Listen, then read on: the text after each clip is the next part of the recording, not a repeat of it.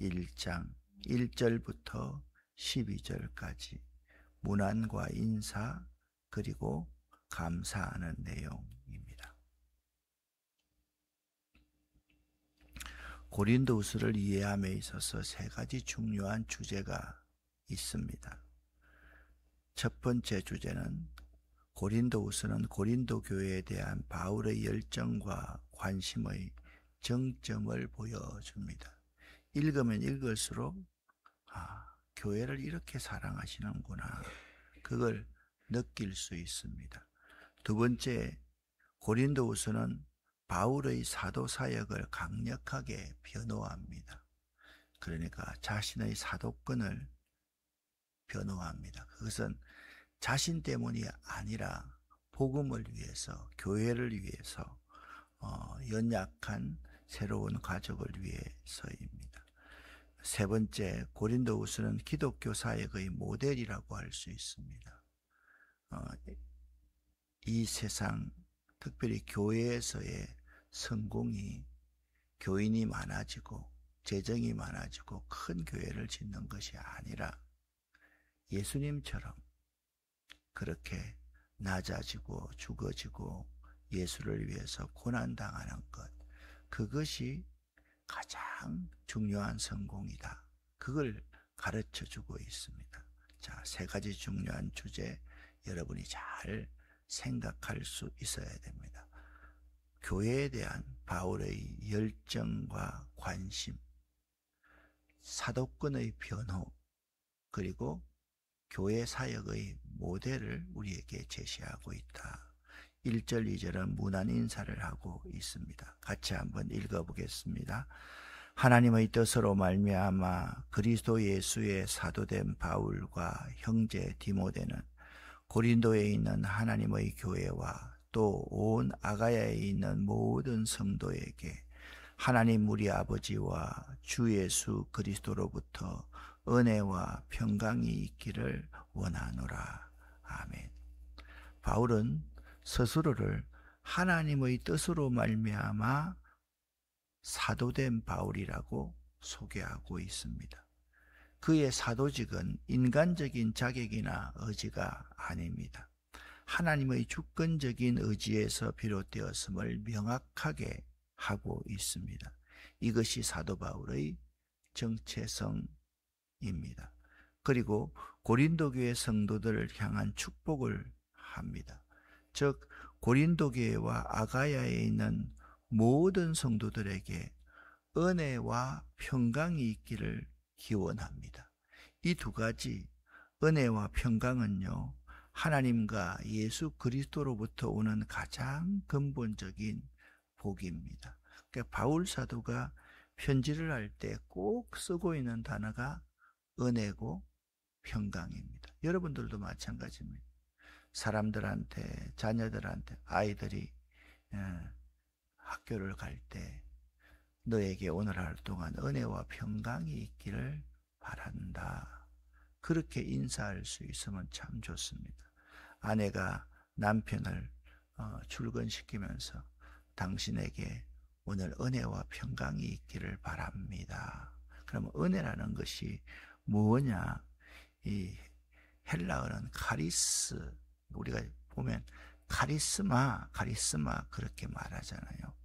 이 은혜는 카리스라는 헬라어인데 받을 자격이 없는 사람에게 그저 베푸시는 하나님의 무조건적인 호의와 사랑을 의미합니다. 그러니까 당신에게 하나님의 은혜가 있기를 바랍니다. 당신이나 나나 하나님의 은혜로 살아가는 사람이에요. 하나님께서 당신에게 정말 좋은 선물을 주셨고, 건강이라는 선물을 주셨고, 재능이라는 선물을 주셨고, 하나님이 당신을 참 사랑합니다.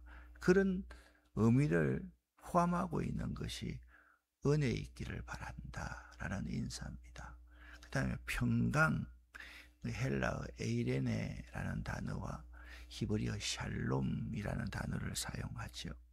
하나님과의 관계 회복을 통해서 얻게 되는 마음속 깊은 기쁨, 그것을 평강이라고 이야기합니다. 그래서 우리 찬송 가운데 이런 찬송이 있지 않습니까?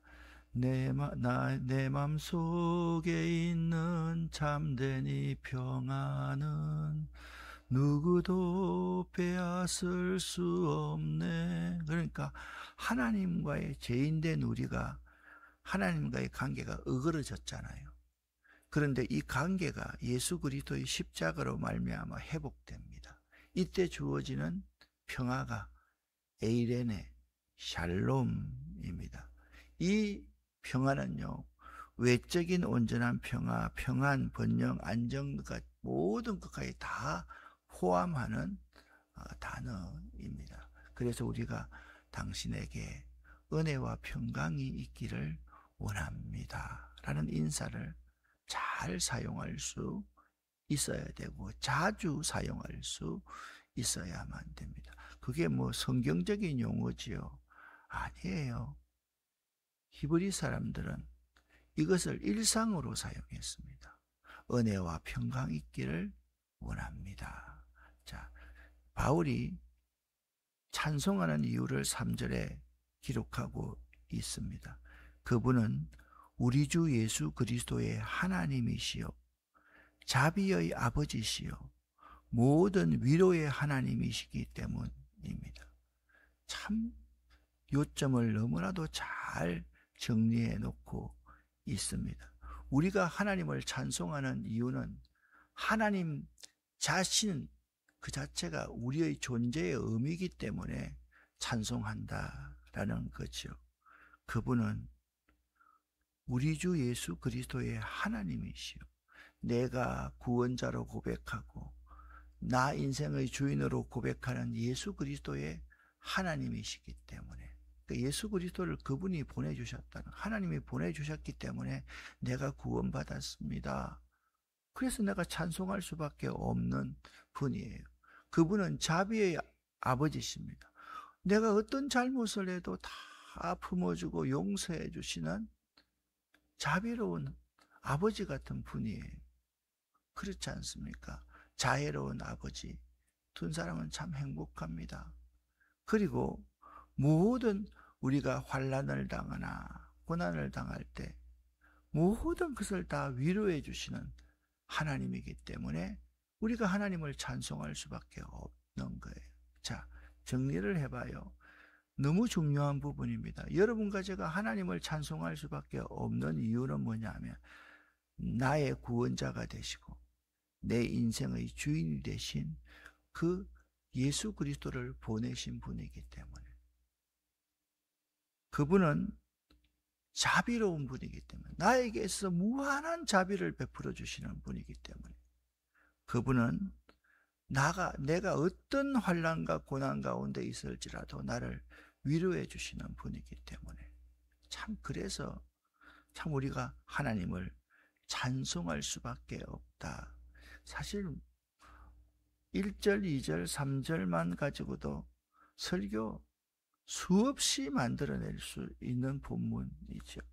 그러나 이렇게 인사하고 감사하는 이런 것들을 그냥 우리가 잊어버리기 쉬운데 그렇지 않습니다.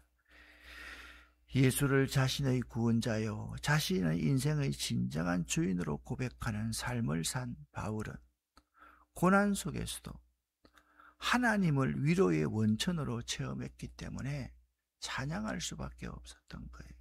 여러분, 바울과 실라가 빌립보 감옥에 갇혔을 때 그때도 바울과 실라가 어떻게 했습니까?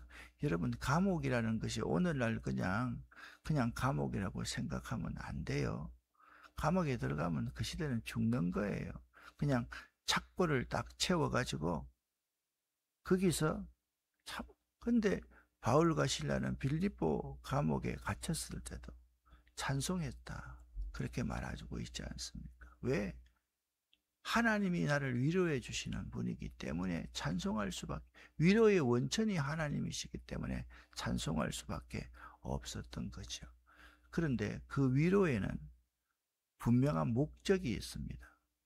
하나님이 그 어려움 가운데 처해 있는 죽을 위기에 갇혀 있는 우리를 구원하시려고 예수 그리스도를 보내주신 것, 그리고 우리 한 사람 한 사람이 어려움에 있을 때 위로해 주시는 자비로운 하나님이시고 위로해 주시는 하나님, 그분이 나에게 오셔서 그러한 놀라운 일들을 베풀어 주셨는데, 그분이 그런 놀라운 사랑을 베풀어 주신 목적이 있는 거예요. 자, 4절부터 7절까지를 세번역 성경으로 읽어보겠습니다. 온갖 환난 가운데서 우리를 위로하여 주시는 분이십니다. 따라서 우리가 하나님께 바른 그 위로로 우리도 온갖 환난을 당하는 사람들을 위로할 수 있습니다. 그리스도의 고난이 우리에게 넘치는 것과 같이 그리스도로 말미암아 우리의 위로도 또한 넘칩니다. 우리가 환난을 당하는 것도 여러분이 위로와 구원을 받게 하려는 것이며, 우리가 위로를 받는 것도 여러분이 위로를 받게 하려는 것입니다. 여러분은 이 위로로 우리가 당하는 것과 똑같은 고난을 견디어냅니다. 우리가 여러분에게 거는 희망은 든든합니다. 여러분이 고난에 동참하는 것과 같이 위로에도 동참하고 있음을 우리는 알고 있습니다. 아멘. 4절이 굉장히 중요한 부분이죠. 중반절부터 보면 우리가 하나님께 받은 그 위로로 온갖 환난을 당하는 성도들을 위로할 수 있기 때문에 그렇다라고 말씀하고 있습니다. 하나님은 우리의 모든 환난 속에서 우리를 위로하시는 분이십니다. 우리가 하나님께 받은 위로를 통해 동일한 환난 중에 있는 다른 사람들을 위로할 수 있는 능력을 얻게 됩니다. 그러므로 고난과 위로는 개인적인 경험으로 끝나서는 안 됩니다. 우리는 고난을 받고 고난 중에서 위로를 받았지 않습니까? 그러면 다른 사람이 고난을 당하면 그에게 다가가고 싶습니다. 그를 사랑하고 싶은 마음이 있습니다. 그에게 무한히 베풀고 싶은 마음이 있습니다. 그래서 그에게 다가와서 그냥 여러만 하지 않더라도 손 한번 꼭 잡아주면서 함께 울어줄 수 있는 그리스도인, 이게 우리가 하나님으로부터 받은 위로 때문에 할 수 있는 거란 말입니다. 우리가 그리스도의 고난에 참여하는 것처럼 위로에도 참여하게 됩니다. 이 소망이 우리를 견고하게 합니다. 고난을 이길 힘, 즉 인내를 제공합니다. 여러분, 우리가 가장 많은 은혜를 받을 때가 언제인지 아십니까? 내가 직접적으로 은혜를 받는 것도 큰 은혜가 되지만 내가 받은 은혜를 다른 사람에게 베풀고 나눌 때 더 큰 은혜가 됩니다. 우리가 예를 들어 가지고 한센병, 나병 환자 촌에 가지 않습니까? 그들을 도우러 가는 것 같습니다. 돌아오고 보면요, 그들을 도우러 가는 것이 아니라 내가 그들 가운데 큰 위로를 받고 옵니다. 감사함을 가지고 옵니다. 그렇습니다. 우리가 우리의 자녀를 키우는 것이 우리를 소모하는 일이 아닙니다. 우리 자녀를 키우면서 우리가 받는 위로와 기쁨과 그런 것들이 얼마나 많습니까, 여러분? 그 아이들이 없으면 우리가 존재할 이유가 있겠습니까? 정말 중요한 것이 바로 이런 겁니다. 고난을 이길 힘, 그분이 하나님께로 말미암고 고난을 이길 힘, 그것이 우리가 위로에도 참여하는 위로자가 될 수 있기 때문에 우리에게 그런 능력, 힘이 생길 수 있다라는 겁니다. 바울은 그래서 이렇게 간증합니다. 8절부터 11절까지를 여러분과 제가 함께 의미를 생각하면서 새벽 성경으로 읽어보겠습니다. 형제 자매 여러분, 우리가 아시아에서 당한 환난을 여러분이 알기를 바랍니다. 우리는 힘에 겹게 너무 짓눌려서 마침내 살 희망마저 잃을 지경에 이르렀습니다. 우리는 이미 죽음의 선고를 받은 몸이라고 느꼈습니다. 그렇게 된 것은 우리 자신을 의지하지 않고 죽은 사람을 살리시는 하나님을 의지하게 하기 위함이었습니다. 하나님께서는 이렇게 위험한 죽음의 고비에서 우리를 건져주셨고 지금도 건져주십니다. 또 앞으로도 건져주시리라는 희망을 우리는 하나님께 두었습니다. 여러분도 기도로 우리에게 협력하여 주십시오. 많은 사람의 기도로 우리가 받게 된 은총을 두고 많은 사람이 우리 때문에 하나님께 감사를 드리게 될 것입니다. 아멘. 바울 일행은 아시아에서 살 소망까지 끊어지고 사형 선고를 받은 듯한 극한의 환난, 고난을 경험했습니다. 왜 그랬습니까? 복음 전하기 위해서. 복음을 전한다는 것은 이런 뜻입니다. 그분께서 나에게 주신 은혜가 너무 커서 그분을 위해서 목숨을 드리는 것이 복음을 전하는 겁니다. 여러분 한번 생각해 보세요. 어떤 한 사람이 나에게 정말 놀라운 것을 베풀어 주었습니다. 아무런 관계없는 사람이 나에게 신장을 주었습니다. 한 사람이 죽어가면서 여러 개의 장기를 다 주고 떠났는데 그 장기 가운데 하나를 내가 받았습니다. 그러면 여러분, 사람이라고 한다면 그 나를 위해서 장기를 주고 가신 그분들 생각하지 않겠습니까? 나는 그분 때문에 여기 있어. 그분 은혜로 나 여기 있어. 그러니까 복음을 전한다는 것은 바로 이겁니다. 내가 받은 은혜가 너무 크기에 나에게 은혜를 베푸신 그분을 위해서 내 목숨을 내어드리는 것. 그러니까 바울 사도는 아시아에서 살 소망이 끊어질 정도의 사형 선고를 받을 정도의 고난을 기꺼이 받을 수 있었던 것입니다. 이러한 극한 고난은 인간의 힘과 능력이 완전히 소진되었을 때 비로소 그때 바울이 느낀 거죠. 아, 이제 하나님을 의지할 수밖에 없구나. 이제 내 능력으로는 안 되는구나. 그래서 이렇게 말합니다. 같이 한번 읽어 보겠습니다.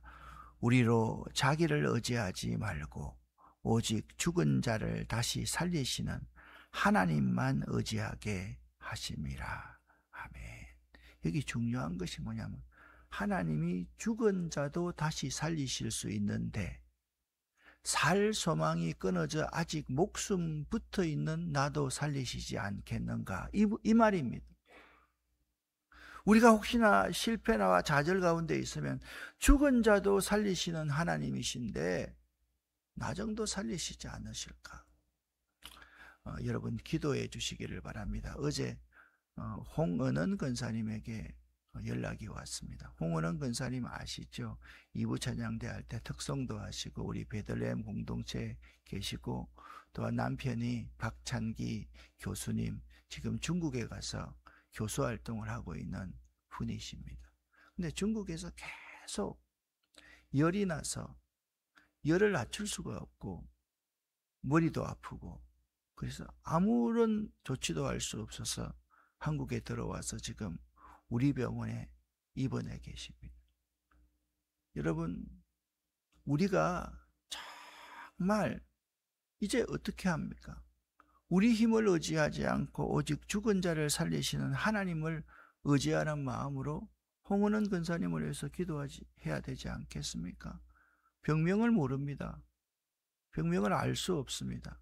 빨리 병명을 알고 그 병을 치료하게 해달라고 제가 어제 간절하게 하나님 앞에 함께 전화로 기도를 했습니다. 그렇습니다. 하나님은 있잖아요. 우리에게 어려움 당하는 그런 분을 위해서 기도하게끔 하기 위해서 나에게도 병을 주시는 거예요. 내가 병을 알아봐야지 다른 사람의 병을 알지요. 내가 수술을 해봐야지 다른 사람의 아픔을 알지요. 내가 정말 밥 굶어 봐야지 다른 사람의 어려움을 알지요. 내가 실직을 해봐야지 다른 사람의 실직했던 아픔을 알지요. 그거 없으면 있잖아요. 정말 다른 사람 위로할 수 없습니다. 우리가 천부 여지없어서 손들고 옵니다 라고 내 자신을 완전히 포기할 때, 그때가 하나님이 일하시기 시작하는 때라는 것입니다. 오늘 10절에 하나님께서 우리를 큰 사망에서 건지셨고 과거입니다. 또 건지실 것이며 현재입니다. 이 후에도 건지시기를 바라노라, 미래입니다. 그러니까 하나님께서는요, 과거에도 우리를 어려움에서 건지셨고 현재도 건지실 것이며 미래에도 건지시기를 바라는 마음을 우리에게 주셨습니다. 그래서 이는 하나님의 구원 사역은 지속적이며 우리의 신뢰의 근거가 된다, 그렇게 사도 바울은 고백하고 있는 거예요. 사도 바울이 아시아에서 살 소망이 끊어질 정도의 사형 선고를 받을 정도가 있을 때 그는 이렇게 고백했습니다. 과거에도 나를 건지신 하나님, 지금도 건지실 줄 믿습니다. 앞으로도 나를 건지실 줄 믿습니다. 그 고백을 지속적으로 해왔기 때문에 오늘 이렇게 고린도서 1장 10절에 표현할 수 있는 것입니다. 그래서 바울은 고린도 교인들에게 기도로 협력해 줄 것을 요청합니다. 여러분도 기도로서 우리를 도와주십시오. 하나님께서 많은 사람들의 기도를 들으시고 우리에게 은혜를 주셨는데, 이 일로 말미암아, 많은 사람의 기도로 말미암아 우리가 살 소망이 없을 정도의 그곳에서 해방되어서 자유함을 누리게 되었는데, 이 일로 말미암아 많은 사람이 하나님께 감사하게 될 것이라고 확신 있는 말을 하고 있는 것입니다. 성도의 기도는 하나님의 은사를 얻게 하는 통로가 되며, 이는 결국 하나님께 감사를 돌리게 합니다. 우리의 기도가 참으로 소중합니다. 우리 홍 근사님을 위해서 기도해 주시기를 바랍니다. 조미영 근사님을 위해서 기도해 주시기를 바랍니다. 주변에 우리 있는 분들을 위해서 기도해 주시기를 바랍니다. 저는 매일 이 주보에 적혀있는 이분들의 이름을 수없이 읽습니다. 수없이 읽습니다. 그러면 생각나지 않겠습니까? 우리의 기도가 그들에게 위로가 되고 그들을 살릴 수 있다는 사실을 알아야만 합니다. 우리가 겪는 고난이 결코 우연이 아닙니다. 하나님께서는 그 고난을 통해 우리에게 위로를 베푸시고 궁극적으로 우리를 하나님만 의지하도록 훈련시키시는 귀한 과정임을 가르쳐 주고 있습니다. 우리가 바른 위로는 우리 안에 머무르지 않고 고난당하는 이웃을 향한 위로의 통로가 될 수가 있습니다. 고난의 때에 자비의 아버지, 모든 위로의 하나님을 찬송하십시오.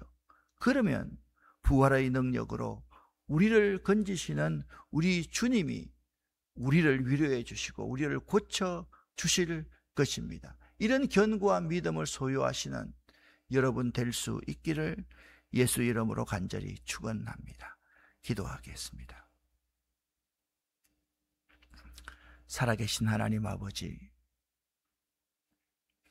우리를 구원해 주시고 우리에게 살 소망을 주신 예수 그리스도를 보내신 하나님을 높이 찬양합니다.